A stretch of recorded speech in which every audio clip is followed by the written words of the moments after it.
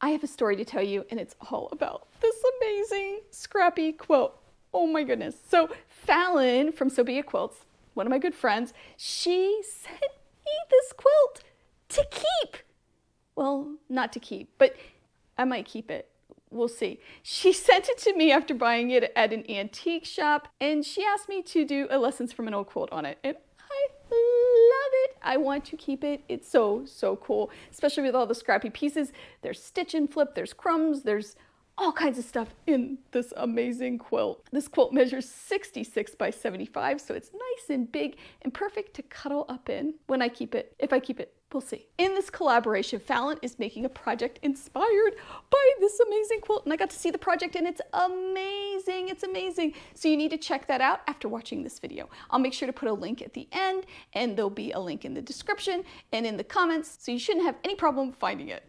So let's dive in and take a closer look at this amazing beauty. Okay, so let's first talk about the block, and it is right here. It's so unique and wonderful. The block itself is made up of strips. It measures 11 inches by 11 inches. It is just spectacular. We see stitch and flip, we see piecing, we see strips sewn together, all kinds of different ways of getting these scrappy crumbs or fabrics into this quilt. And what's interesting is some of them are pieced by hand and some are pieced by machine, and there's really no rhyme or reason to that. For example, these strips are pieced by hand, but we see in here some of the pieces are pieced by machine. So go figure. We also see these very curious holes, and I'm going to talk about this a little bit more later, but at first I thought these holes were from fabric samples. Maybe the staple made the hole. However, on further examination, I realized the holes were the same distance apart as the ties. They are also organized in their placement throughout this quilt, which is another clue to that. And of course, I turned it over immediately to see what was on the back. We'll talk about that in a minute. First, I want to talk about these fabrics. These fabrics are incredible. There's a mix of just about everything here. The majority of the fabrics are cottons, but we see florals and stripes and plaids and geometric prints and just a whole array of fabric types in this, with the consistent element of this red. Now this is important when we talk about the top 6 blocks and the bottom 18 blocks of this quilt. Let's do that right now. So I'm going to slide this down because this is so cool to see. Do you see this line? Oh my goodness. So these blocks, there are 18 of them, 3 rows down here, are different than these blocks. Okay, but if we slide it all the way to the other end, we see another separation here where these blocks are the same as these blocks down here.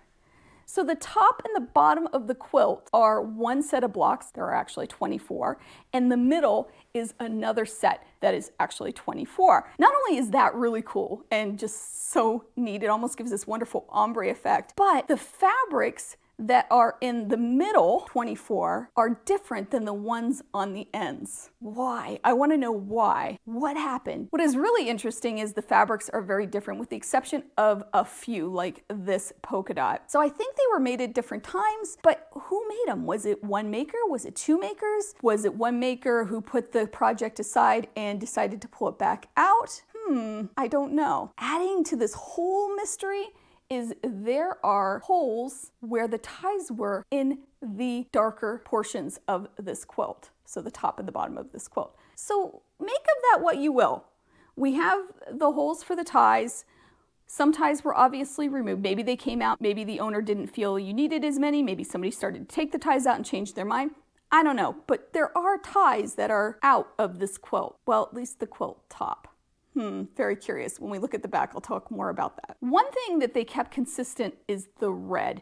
We see the red throughout. Okay, so let's talk about these fabrics down here. We also see some diagonal placement in the blocks that we don't really see in the center pieces, but we still see that strong polka dot element, and we see the mix of fabrics like the shirtings, the flannels, and the stripes and the geometric shapes, which is really cool. If you're like me, you're curious about those ties too. So the backing of this is a very heavyweight muslin or even a canvas. We see it's seamed down the middle, and what's interesting is there aren't a lot of stains Actually, there aren't any stains on this backing. It is pretty much in pristine condition. We also see where the ties are at, but we don't see any holes where the missing ties should be.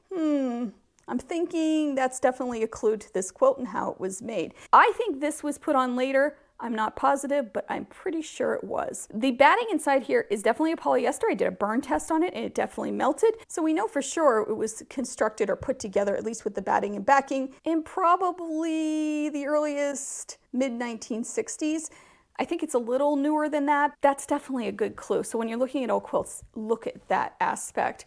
When we look at the binding, we can see it was put on separately. It's also in excellent condition, and the fabric used is the same as this backing fabric.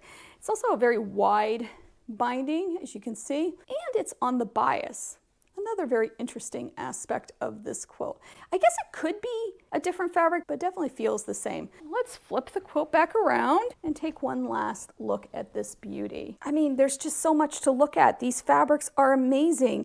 There are definitely feed sacks in here. There's even a part that is curved piece. I don't even know what to make of it, but I absolutely love it, love it, love it. I could look at it for hours, and I hope you are enjoying it too.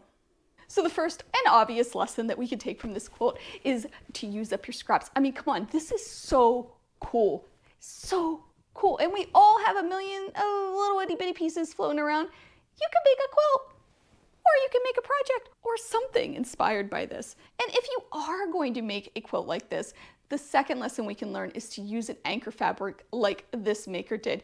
I love that red that flows right through it. It gives it a consistency in a sea of chaos, and that is something we can incorporate into our own quilts, especially if we're making a scrappy one like this. And along that line, the last lesson we can learn from this quilt is that if we are going to, I don't know, rescue or extend or whatever, some of the old quilt tops or quilt blocks that we see, be consistent with whatever we're adding to it. And I think the maker did a really good job of this because it is super consistent, even though the fabrics are a little darker. And by the way, I don't think that's from fading. I really truly believe they were different fabrics and maybe put on at a later date or by someone else. But the maker did a really good job at separating the different types of blocks, giving it this wonderful ombre look, which I love. Speaking of which, I told Fallon, and don't hate me, okay, when I say this, but I told Fallon that this would make a really great jacket. I know, you don't want to really cut it up, but come on, wouldn't this be cool? Can you see the darker fabrics as the hood or something, or the collar? Oh my goodness, it would be so pretty. Maybe we just need to make one like this and make a jacket out of it. But that's completely up to Fallon because unfortunately, I have to mail it back to her. Let me know what you think about this quilt. Tell me in the comments. I will have a link to her video in the first comment and in the description, so make sure you check it out. She did a wonderful job with a project inspired by this quilt. On your screen now, you'll see some other videos I think you'd like. Check them out. Let me know what you think. I'd love to hear from you. I hope you have a wonderful day. I hope you take some time to sew, and I'll see you real soon. Bye.